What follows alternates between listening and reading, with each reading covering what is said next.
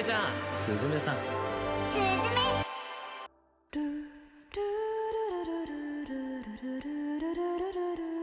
Yo, ya si Kaisan di sini. Jadi bagaimana kabar kalian semua? Apakah kalian baik-baik saja? Dan apakah kalian sudah memberikan penghasilan kepada Mikoto Sensei? Jadi gua baru aja nonton Suzume no Tejumari ini ya. Jadi gua mau langsung bahas aja, mau review anime ini. Dan gua majuin karena sebenarnya gua lagi ngedit anime-anime yang sedang ongoing dan juga rekomendasi beberapa anime. Cuman karena untuk menaiki traffic channel ini, jadi gua duluan nih upload review anime Suzume no Tejumari ini ya. Ya kita lanjut aja, nggak usah lama-lama ya. Yang pertama gua mau bahas adalah ini anime karya Makoto Shinkai banget. Dari gambar, visual, cerita, dan beberapa elemen-elemen sejarah-sejarah yang dia pakai gitu kan. Dan ya overall anime ini oke banget. Dan gua masukin anime ini ke list Ichi gua. Untuk penjelasan Ichi Nissan yang gua sebutin ini nanti di next video lah ya, kalian bisa tonton lah ya. Gua gak mau ngejelasin ulang karena lagi gue edit videonya ya. Dan kalian yang tidak ingin spoiler, kalian bisa langsung beli tiketnya, nonton langsung. Experience yang kalian dapatkan itu patut didapatkan ya, experience untuk nonton di bioskop ya, karena BGM-nya indah banget, visualnya indah banget. Sayang banget gak nonton di bioskop beneran.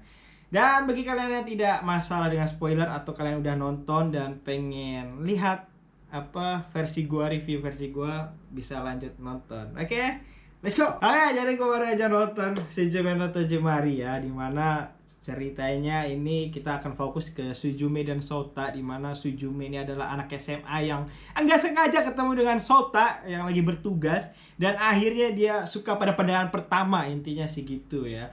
Dan akhirnya jadi bucin, selalu bucin pokoknya Makoto Shinkai ini. Sebenarnya gue agak kesel sama Suzume, masih kerasa sampai sekarang.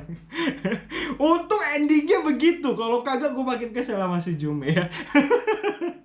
Bener, gue agak kenapa ya, selalu kesel kalau nonton anime-anime yang MC-nya tuh bersifat kayak gini gitu. Ya nanti anime ini sungguh luar biasa, dimana kita bakal mulai memahami isi ceritanya, dimana ini berhubungan dengan gempa yang selalu dialami di Jepang, dan juga dunia alam atau alam yang berbeda yang berisi cacing. Ya, jadi Sota ini adalah seorang cloaker ya, atau pengunci cacing tersebut supaya tidak keluar dari dunia alam yang bisa dibilang apa ya, bukan alam kematian ya, karena dia tuh di antara kematian dan kehidupan. Mungkin nanti gue bisa coba cari penjelasannya atau kalian bisa komen gue. Jadi alam itu tuh apa sebutannya? Karena kalau tadi gue nonton sebutannya hanya ever and after. Jadi di antara sebelum dan sesudah. Nah, ada di tengah-tengah itu dunia itu ya. Dan disitulah hidup seekor cacing. Cacing monster ya. Ya mungkin Makoto Shinkai terinspirasi dari, kita kan dikelilingi oleh cincin api ya, yang biasa disebut cacing juga kalau nggak salah, cacing lava apa gitu kalau nggak salah ya, koreksi gue kalau salah, tapi setahu gue itu disebutnya cacing juga. Dari scene awal yang gue lihat tentang flashback Suzume itu, gue ngerasa banget anime ini spotlight di mana ada kapal di atas rumah. Nah ini dari awal gue udah berpemikiran, wah ini kan khas banget dengan tragedi tsunami waktu Jepang 2011 itu. Wah ini kayaknya bakal menjalur ke sana nih. Tapi nggak tahu karena hanya sebatas itu kan. Ya sepanjang film akhirnya kita dilihatkan di Suzume yang pengen sok tahu banget. Maaf deh, gue kesel banget sama karakter ini soalnya. Suzume yang pengen sok karakter baru, dia bahkan meninggalkan jam sekolahnya demi pengen tahu Sota. Bahkan di awal-awal Suzume itu udah terlihat banget dia tertarik dengan Sota. Di mana Sota, di mana, wah aku seperti penggoda. Nah padahal dia sadar seperti itu ya, tapi dia pura-pura tidak, aku tidak suka Sota. Pokoknya sepanjang film seperti itulah ya. Dan di akhir nanti akhirnya dia nunjukin juga Suzume Sota akhirnya dikutuk oleh salah satu dewa penjaga atau batu kuncian. Tidak sengaja Suzume lepas. Nah, itu berawal dari situ gue makin kesel lah ya sama Suzume ya. Nah, yang disebut oleh orang-orang sosmed yaitu Daijin. Di sini sosmed sangat membantu film ini ya. Dan Daijin ini entah kenapa senyumannya gue mirip banget sama Studio Ghibli, kucing yang si Nekobasu di Nightborn Totoro ya. Itu mirip banget gue waktu dia senyum. Wih, kucing Ghibli nih, gue kayak gitu. Nah, dan akhirnya Suzume dan Sota bekerja sama untuk nutup segala pintu yang dipakai untuk cacing keluar dari dunia alam yang berbeda itu, karena setiap cacing itu keluar dia akan menimbulkan gempa. Ya akhirnya mereka perjalanan dengan mengikuti jejak Daijin ya. Si Daijin ini sebenarnya awalnya dikira jahat sama Suzume, ternyata baik ya sama Suzume gitulah ya. Itu lalu ada semacam ya action dikit dimana ada kesalahpahaman antara Sota, Suzume dan si Daijin itu. Akhirnya sampailah tiba di mana saat terjadi pengorbanan. Ya, ini khas banget ya. Seperti Tenku no Noko kemarin juga ada semacam pengorbanan. Nah, di anime juga ada pengorbanan juga. Dan ya semenjak pengorbanan ini akhirnya gue makin sadar karena gue lihat di salah satu scene dan shoot detail itu ngasih tahu bahwa kejadian yang dialami oleh si Suzume itu adalah tanggal 11 bulan Maret 2011. Itu dimana kejadian tsunami yang wah banget. Dan di anime ini kita bakal tunjukin bahwa dinding yang dibuat itu kan ada di zaman sekarang kan, dimana katanya warga di sana tuh tidak bisa melihat apa-apa selain dinding itu. Nah, mungkin Makoto Shinkai pengen sedikit memasukkan hal itu di anime ini karena dinding itu sedikit di spotlight lah ya. Mulai dari situ ya itulah ya, gue nggak bisa ceritain lebih lanjut, nanti benar-benar ceritain, bukan review malah menceritakan isi filmnya. Tapi hari ini terjadi kayak semacam pengorbanan di mana siapa yang selamat dan siapa yang harus dikorbankan gitu sih.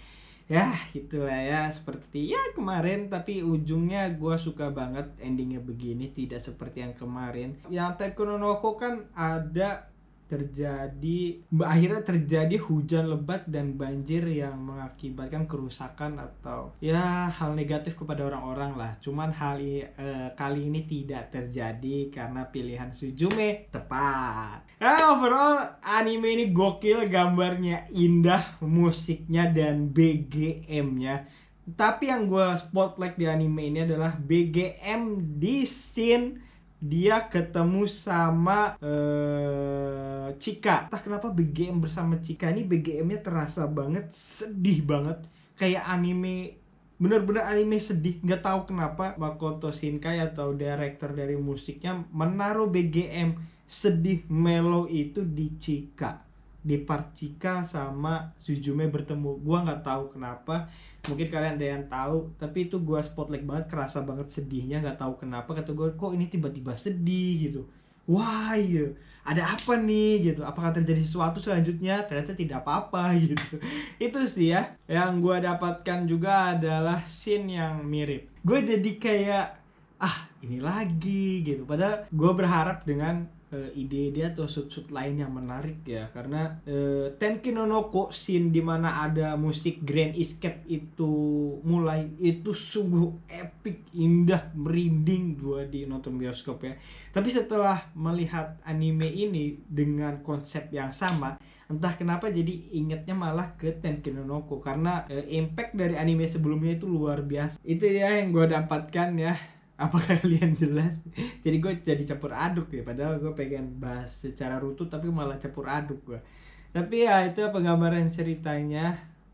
Sebenarnya kayaknya Makoto Shinkai pengen ngungkapin, kan dulu kalau Tenki no Noko tentang banjir Tokyo kan pernah terjadi beberapa ratus tahun yang lalu, nyata adanya.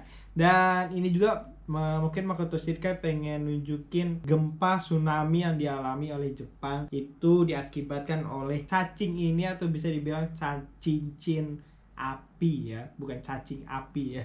Mungkin itulah, pokoknya anime ini gokil. Cuman sayangnya menurut gua anime ini jadi kayak biasa aja sih, karena kita udah melihat karya Makoto Shinkai yang luar biasa ya, tidak turun kualitasnya dan juga nggak ada yang wah banget. Dan ini menurut gua anime ini cuman lebih simple ceritanya daripada anime-anime yang lainnya. Bahkan dari anime-anime dulu-dulu Makoto Shinkai, menurut gua anime ini yang lebih simple menurut gua, walaupun banyak-banyak misteri, action atau komedi, romance yang drama yang cukup berbalik-balik, tapi anime ini lebih santai menurut gua ya.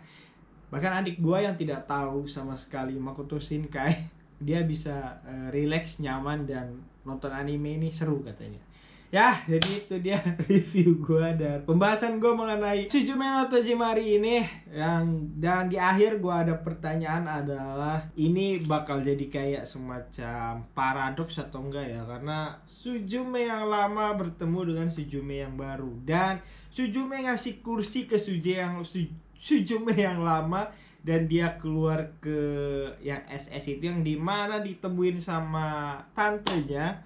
Jadi apakah anime ini akan terus berputar? Gue juga nggak tahu ya, karena ada sedikit semacam time travel gitulah ya. Ada hubungan kayak semacam, entah ini bakal jadi kayak paradoks gitu, bahwa Suzume bakal mengulangi kegiatan ini hingga seterusnya, atau sudah dikunci terakhir, yang bilang Suzume kan terakhir mengunci pintu terakhirnya ya. Entahlah itu ya, itu yang menjadi pertanyaan gua selama ini ya. Ya jadi itulah ya review gua. Terima kasih sudah menonton. Jangan lupa like, subscribe, boleh di komen tanggapan kalian, dan bye bye.